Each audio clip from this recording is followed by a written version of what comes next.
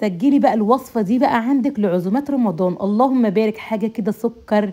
هتقولي يا اسماء ايه الصواني القمر دي؟ حرفيا بصوا بقى بتستوي كده بدون نقطة مية، شوية تتبيلة كده وخلطة، حاجة كده اللهم بارك، عسل نحل. يلا نبدأ بسم الله ونصلي على الرسول. معايا شوية طماطم كده عاملاهم مكعبات صغيرة، ومعايا برضو مثلا حبتين او 3 من البصل عاملاه جوانح. ننزل بقى كده بالبهار بتاعنا، فلفل اسود، ومعايا بهار فراخ، ومعايا كبابه صيني اللي هي البودر، ومعلقه كبيره كده من البابريكا، وشويه كمان من الشطه البودر على حسب الرغبه، لو بتحب الحاجه سبايسي شويه، بس بتبقى طعمها لذيذ جدا جدا السبايسي، او قرن فلفل مثلا موجوده عندك.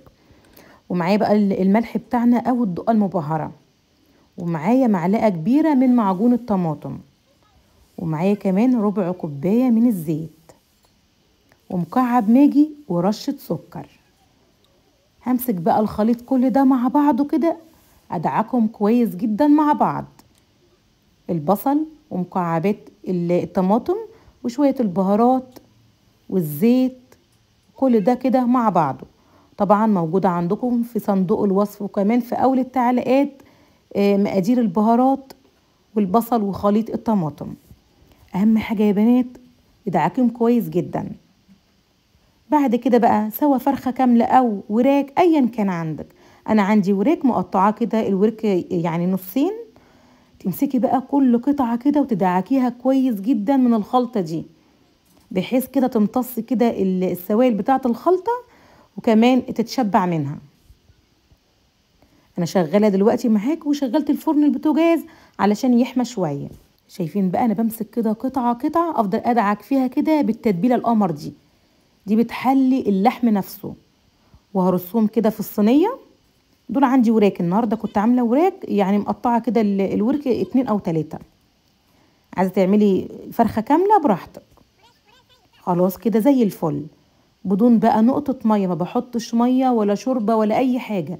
هي بتستوي كده منها فيها، يعني الخضار والسوائل دي كلها هي اللي بتسوي لي وتطعم لي الفرخه كمان نفسها. هجيب بقى كده ورق فويل، واغطي الصينيه بتاعتي وادخلها على شبكه الفرن في الرف الاوسط. بتاخد بالظبط معايا ساعه، لو فرخه كامله تبقى ساعه وربع مثلا، عشان خاطر الصدور بتحتاج تسويه شويه، لكن الوراك ما بتاخدش اصلا تسويه، بالظبط ساعه. وبعد ساعه بشيل ورق الفويل من عليها واشغل الشوايه بالظبط، يعني 7-8 دقايق تاخد لون جميل بالشكل ده، واطلع على طول.